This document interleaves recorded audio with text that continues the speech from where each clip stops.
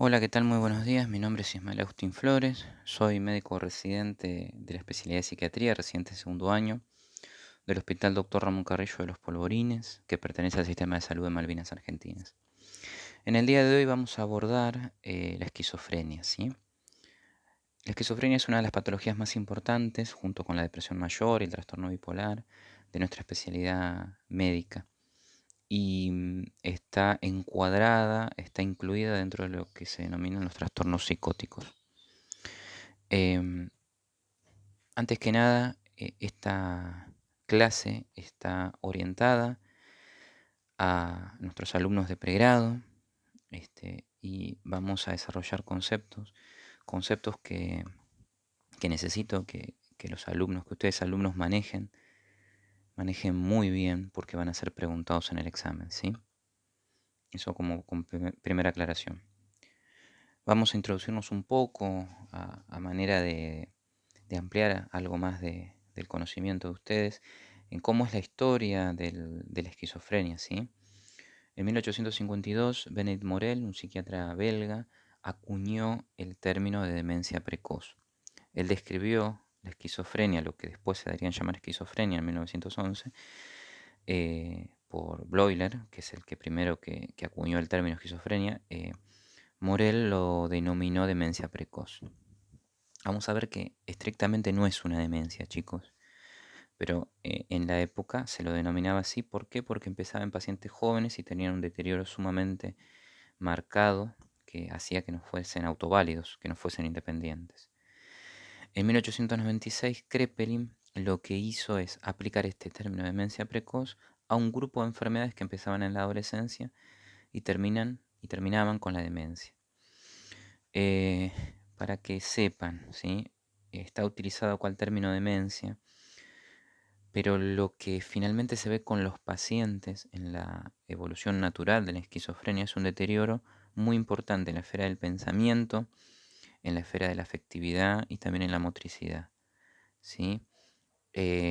No siempre está alterado y casi pocas veces podría decir, está alterada la esfera de la memoria y de la atención, ¿sí? Que es lo que finalmente es un diagnóstico de una demencia como la conocemos hoy, una demencia tipo Alzheimer. Desde la semiología podemos definir o podemos decir que un paciente psicótico muchas veces tiene conciencia lúcida, mientras que un paciente con una demencia tipo Alzheimer en general tiene una conciencia clara. No importa, no viene al caso, yo lo que necesito es que sepan conceptualmente que si bien se los denominaba demencia precoz, la realidad es que no es una demencia en sí. A lo que apunta es que hay un deterioro cognitivo muy marcado que hace que los pacientes no sean autoválidos. Kraepelin además nos dejó como legado el enfoque longitudinal evolutivo de la enfermedad. Chicos, no se puede hacer un diagnóstico de esquizofrenia si no se tiene en cuenta lo evolutivo de la enfermedad. La enfermedad tiene fases y siempre es progresiva y deteriorante. Lo vamos a abordar más adelante, pero sepan eso, ¿sí? No hay un diagnóstico de esquizofrenia si no se indaga lo evolutivo. Y eso se hace con el paciente, pero fundamentalmente con la familia y los allegados. En 1911, Bleuler introduce el término finalmente esquizofrenia, que significa esquizo es dividido, frenia es mente, o sea, es mente dividida, que tiene que ver con la formación de un mundo interno en el paciente y cómo distintos elementos de sus procesos, sobre todo el pensamiento, están divididos y de pronto hay como una incongruencia entre una potencialidad, entre una inteligencia potencial y en la aplicación de la misma. Eso se los comento a modo de chisme y para que ustedes sepan un poco más cuál es el fundamento, ¿no?, de esta palabra. Pero bueno, no es algo que que se les va a preguntar en el examen, eh, de dónde viene el término esquizofrenia. Sepan que es mente dividida. Y que Bleuler hizo un aporte fundamental que tiene que ver con las 4A, que no es otra cosa que la sintomatología negativa.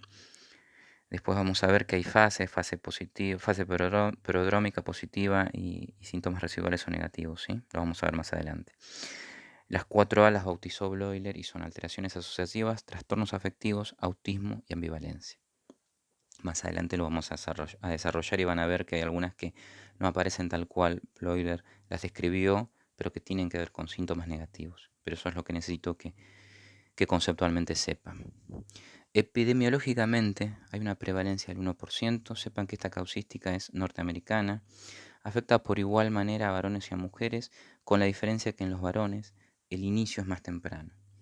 Si el paciente tiene un familiar de primer grado con esquizofrenia, tiene 10 veces mayor riesgo de desarrollar la enfermedad que el resto de la población. Del total de pacientes que tienen diagnósticos de esquizofrenia, esto es sumamente importante, chicos, del 25 al 50% van a realizar un intento de suicidio y 10% lo va a consumar. Algo bien grande. El día de mañana ustedes van a estar en una guardia de clínica, de cirugía, de lo que no importa de qué. Si se cruzan con un paciente psicótico que dice que se va a matar, déjenlo en observación, hagan las interconsultas con psiquiatría, ¿sí? No lo dejen ir, ¿sí? Porque el psicótico pasa al acto. Esto acuérdense, ¿sí? Después el paciente usted lo deja en observación y por ahí se escapa, se va, se pone violento y se va. Bueno, eso ya es un tema del paciente, pero ustedes tienen que cumplir, tienen obligación de medios, no de resultados, ¿sí? Cuiden su matrícula y sepan eso como concepto grande. Un paciente psicótico que dice que se va a matar es peligroso. No le pueden dar el alta. Déjenlo en observación. ¿Está bien? Como concepto grande. Y hagan la interconsulta con el psiquiatra, obviamente. En lo que se refiere a la etiología, van a ver que hay etiología genética, biológica, eh, elementos psicosociales y ambientales, infecciosa y nutricional. Yo voy a hacer hincapié en lo más importante. Y no hay una etiología definida, son teorías, ¿está bien? Teorías que tienen mayor o menor sustento de acuerdo a la práctica. Bueno, la cuestión genética hay teorías monogenéticas y poligenéticas, pero bueno, no se comprobó ninguna. Y me voy a detener en lo más importante que son en las biológicas. Hay una hipótesis, hay varias hipótesis que tienen que ver con distintas sustancias, pero la más importante y la que eh, sobre la cual se basa el tratamiento psicofarmacológico es la hipótesis de la dopamina, ¿sí? La hipótesis dopaminérgica o dopamínica, ¿sí? Sepan lo siguiente, hay dos vías, la mesolímbica y la mesocortical. Esto lo van a ver cuando estén en fármaco, ¿sí? Esas dos vías tienen neurotransmisores, la dopamina, y en una, por una hiperfunción dopaminérgica, da los síntomas positivos, que después vamos a ver cuáles son, y en la otra, por hipofunción dopaminérgica, se manifiestan los síntomas negativos, que son lo que vimos antes de las 4A de Bloiler, ¿sí? Que después vamos a encuadrar bien qué es cada cosa. ¿Está bien? Entonces, los antipsicóticos bloquean los receptores de 2 de dopamina, o sea, apuntan a lo positivo, lo florido, ¿sí? Las alucinaciones y los delirios. Esto es un adelanto de unas filminas que están más adelante. ¿Está bien? Esa de todas es la más importante. Entonces, vía mesolímbica, vía mesocortical. La mesolímbica tiene que ver con las alucinaciones y los delirios. La mesocortical con los síntomas negativos o el deterioro cognitivo, el aplanamiento afectivo, la bulia, la anedonia. ¿Está bien? Si no recuerdo mal, la mesolímbica eh, es una vía que va del área tegmentaria ventral al núcleo accumbens y la mesocortical va del área tegmentaria ventral a la corteza prefrontal, dorso medial y dorso lateral. ¿Está bien? En cuanto a la etiología infecciosa, esto es observacional, está descrito en el Kaplan. Se ha visto que hay mayor riesgo de padecer esquizofrenia si el feto fue expuesto al virus de la gripe en el segundo trimestre. Y en cuanto a la nutricional, se vio, y esto tiene que ver con una observación que se dio en la Segunda Guerra Mundial, que la nutrición prenatal, desempeña un papel fundamental en la esquizofrenia y duplica el riesgo de padecerla. ¿Cómo se dieron cuenta de esto? Durante la Segunda Guerra Mundial, uno de los países ocupados por los nazis fue Holanda. En los últimos años de la guerra, tenían muy pocos recursos, estaban peleando una guerra a dos frentes, los nazis, los alemanes, en ese momento, contra los aliados occidentales y contra la Unión Soviética.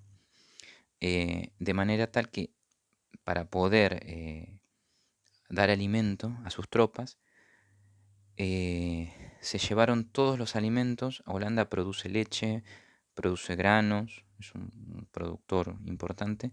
Todo lo que sean los granos, las leches, todo lo redistribuyeron hacia sus tropas y generaron una hambruna en Holanda. Y las pacientes que estaban embarazadas durante esa época, que en lo periconcepcional este, quedaron expuestas a esta hambruna, en lo periconcepcional y en lo concepcional, perdón, en lo periconcepcional y en lo concepcional. Tanto las que sufrieron hambruna y después quedaron embarazadas como las que ya estaban embarazadas, se vio que después de la guerra, cuando los chicos iban creciendo, que habían nacido en los últimos meses de la guerra, eh, había una mayor incidencia de esquizofrenia, ¿sí? Esto es observacional, meramente observacional. Como definición vamos a decir que la esquizofrenia es un síndrome, o sea, es un conjunto de signos y síntomas, es un síndrome clínico, crónico deteriorante, ¿sí? Y siempre es así, es crónico y deteriorante, siempre es progresivo, lamentablemente. No tenemos una cura, tenemos un tratamiento, que pertenece a los trastornos psicóticos y cuyos síntomas son positivos y negativos, y hay una fase que la vamos a ver más adelante que es prodrómica. ¿Está bien? Los síntomas negativos son los que lo diferencian del grupo de enfermedades, de las distintas enfermedades que están dentro de los trastornos psicóticos. No se conoce a ciencia cierta cuál es la etiología, son todas teorías, y las alteraciones están fundamentalmente en la esfera del pensamiento, en la afectividad, o sea, en el estado del ánimo, y en el comportamiento. La clínica presenta tres fases: la prodrómica, la psicótica o brote, y la fase residual o sintomatología negativa. Y ahora vamos a adentrarnos en lo que es un trastorno psicótico, chicos. Sepan lo siguiente: un trastorno psicótico tiene que tener dos elementos: alucinaciones y delirios. Las alucinaciones son la percepción de un objeto en ausencia de este estímulo, y los delirios son trastornos en el contenido del pensamiento, ¿sí? Un pensamiento delirante, justamente el trastorno está en el contenido del pensamiento, y el contenido del pensamiento está formado por ideas delirantes. Una idea delirante es una idea que es errónea, que es irreductible y que es condicionante de la conducta. Y que además es condicionante de la conducta porque tiene una gran carga emotiva. ¿Está bien? Hay ideas delirantes primarias y secundarias, bueno, eso no importa. ¿De dónde vienen estas ideas delirantes? ¿Y de dónde vienen estas alucinaciones? Del juicio de realidad.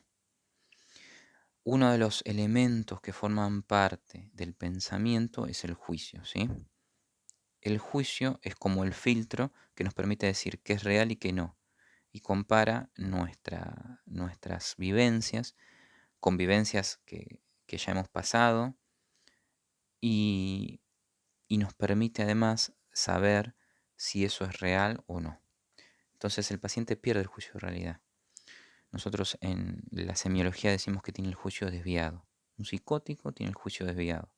¿Está bien? En el momento que atraviesa la psicosis, su juicio está desviado de manera tal que todo lo que decida eh, está condicionado por eso y está enfermo, ¿entienden?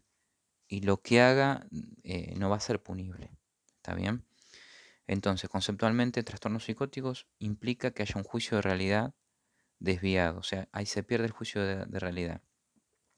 Y hay dos componentes fundamentales con los que el paciente se va a manifestar, que son alucinaciones y delirios. También van a ver que está el comportamiento desorganizado. Todo aquel que tenga alucinaciones, delirios y comportamiento desorganizado, quiere decir que perdió el juicio de realidad, quiere decir que tiene un trastorno psicótico. Después vamos a ver si es una esquizofrenia, ¿está bien? Pero es un trastorno psicótico. Puede ser inducido por sustancias, puede ser un paciente bipolar con un trastorno, una fase maníaca, puede ser un paciente que tenga una depresión con síntomas psicóticos. Eh, Hay un montón de patologías que pueden ser, ¿sí? No necesariamente una esquizofrenia, pero si tienen alucinaciones y delirios, por lo menos es psicótico. Entonces, si ustedes en la guardia se cruzan con un psicótico, los tienen que atender y les dice: como concepto. Voy a hacer tal cosa, tengan cuidado, ¿sí? Y otra cosa, nunca cuestionen, nunca contradigan a un psicótico. ¿Está bien? ¿Por qué? Porque por definición una idea delirante es irreductible, o sea que no importa lo que le digan, no les va a dar la razón. Es errónea, por supuesto, y es condicionante, chicos, y tiene una gran carga afectiva. Si ustedes contradicen al paciente psicótico, se va a enojar y va a reaccionar. Lo que tienen que hacer con un paciente psicótico es darle la razón y es ir manejándolo como puedan dentro del delirio que manifiesta, ¿sí? Trátenlo bien, no lo contradigan y no les va a representar un riesgo si ustedes se manejan así. Si lo contradicen, si lo, a ver, si lo abordan mal, eh, o el paciente se va a ir o puede ser que se enoje con ustedes hasta incluso intentar lastimarlos, ¿sí? Entonces, otra cosa grande, además de no contradecir a un psicótico, si dice que se va a matar, déjenlo en observación, haga la interconsulta con el psiquiatra. ¿Está bien? En cualquier guardia, si les pasa eso, sepan cómo manejarse. Cuiden su matrícula. Para seguir con estos conceptos, ahora vamos a meternos un poquito más en lo que es la esquizofrenia, ¿sí? La esquizofrenia tiene síntomas, como vemos ahí, positivos y negativos. ¿Está bien? Entonces tiene fase prodrómica, una fase positiva o brote y una fase negativa o residual, ¿sí? Que son los síntomas negativos. ¿Está bien? Los síntomas positivos hacen que se encuadren dentro de los trastornos psicóticos, o sea, son delirios y alucinaciones y les agrego ahí comportamiento desorganizado. Los síntomas negativos me permiten definir que ese trastorno psicótico en realidad es una esquizofrenia, ¿sí? Solo por los síntomas negativos, no, además eh, vamos a tener en cuenta toda la historia, porque esto se manifiesta de manera secuencial o en fases. Tuvo síntomas positivos, después tuvo síntomas negativos. Eso es un paciente joven. Ya comienza a tener deterioro cognitivo de manera tal que no puede manejarse solo. ¿Está bien? Entonces vamos hacia una esquizofrenia. Hacemos la semiología del pensamiento, vemos que tiene ideas laxas, asociaciones laxas, perdón, de las ideas, que, que hay como una contradicción, una incongruencia entre la potencialidad de la inteligencia, porque muchas veces tienen alto capital ideativo, entre la potencialidad de la inteligencia que tienen y las conclusiones que sacan en el desarrollo de su pensamiento. Bueno, ahí nos vamos a ir hacia una esquizofrenia. Manifiesta apatía, o sea, la incapacidad de voluntariamente iniciar actividades y sostenerlas, anedonia, que no puede disfrutar lo que antes disfrutaba. Ustedes los ven aplanados, como que les da todo igual, ¿sí?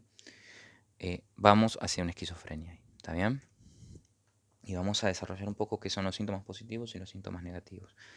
Conceptualmente se habla de síntomas positivos porque son síntomas que son una exacerbación de algo normal, ¿sí? En este caso de la conducta.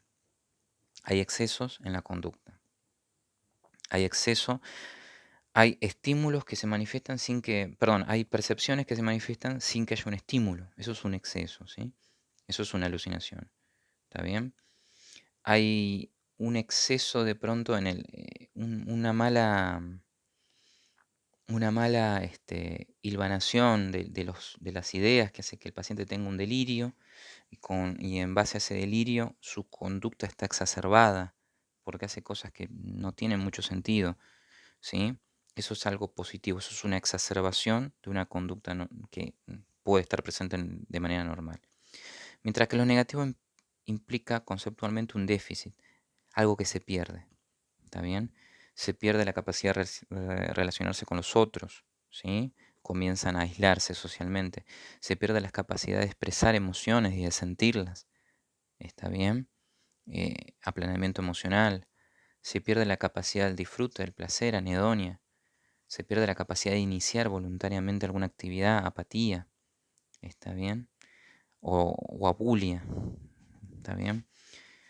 Eso es conceptualmente síntomas positivos y síntomas negativos. Hay un poquito más de los síntomas positivos, que es el comportamiento desorganizado. Bueno, acá están descriptos.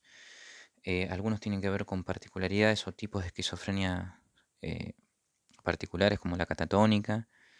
Bueno, en este caso hay aumento en el tono de la musculatura. Los pacientes eh, se quedan en posiciones que son que son excéntricas, podríamos decir, ¿sí? Y no la puede sostener, ¿sí? En posiciones que son incluso incómodas y la pueden sostener por muchísimo tiempo. No importa, ¿sí? Sepan que el comportamiento desorganizado forma parte de lo que nosotros utilizamos para definir un trastorno psicótico. Lo leen ahí, ¿está bien? Vamos a adentrarnos en lo que sí es significativo en cuanto al diagnóstico de esquizofrenia, que son los síntomas negativos, ¿sí? Recuerden lo que hablaba Bloiler de las 4A, ¿sí? Alteraciones de la asociación implica disfunción en la comunicación, ¿sí? Implica lo que Bloiler bautizaba como alteraciones, eh, alteraciones de la asociación, lo que decía Bloiler, es lo que nosotros hoy denominamos alogia. Ahí está, discúlpenme, me enredé. Alteración en la afectividad es lo que nosotros hoy hablamos de afecto aplanado. La ambivalencia afectiva no está dilucidada, no está descripta acá, pero van a ver que los pacientes constantemente están atravesados por sensaciones que son contrarias, ¿sí? Ganas de hacer algo y ganas de no hacerlo, por ejemplo. Eso es de lo volitivo, que muchas veces se manifiestan en lo motor como que es contradictorio, que no sé, por ejemplo, quiere agarrar algo, pero al mismo tiempo retira la mano, ¿sí? Esa ambivalencia que es de la parte volitiva, se ve. Ambivalencia intelectual es que implica que tienes pensamientos contradictorios, ¿está bien? Y ambivalencia afectiva muchas veces tiene que ver con que alterna eh, la, ¿cómo decirlo? Por ejemplo, van a ver que una de las cuestiones que vemos en los pacientes esquizofrénicos es que tienen reacciones emocionales incongruentes con, eh, con la realidad. Qué sé yo, son capaces de reírse cuando le dicen que, no sé, falleció tu mamá. En vez de ponerse tristes, son capaces de reírse y al mismo tiempo, inmediatamente después comienzan a llorar, ¿sí? Manifiestan esas tendencias contradictorias que están adentro de sí, las manifiestan desde lo afectivo también. Pero bueno, eso no está escrito acá. El autismo, que denominaba Bloiler, es el aislamiento social, ¿sí? Es la disminución en impulsos sociales de las interacciones. Esto configura, acuérdense, lo que nos permite de manera longitudinal, teniendo en cuenta esta progresión, síntomas positivos y síntomas negativos, y la fase prodrómica, poder acercarnos a un diagnóstico de una esquizofrenia. ¿Está bien? Vamos a ver que hay síntomas negativos que son observables y otros que son indagados. ¿Está bien? El discurso reducido, el aspecto descuidado y un contacto ocular limitado, que eso es más que nada en las, en las clínicas más graves de esquizofrenia, que lo que se va a ver, ¿sí? Esto tiene que ver con alteraciones a nivel neuroanatómico y se ve que hay una disminución en la masa gris en la corteza prefrontal. ¿Está bien? ¿Sí?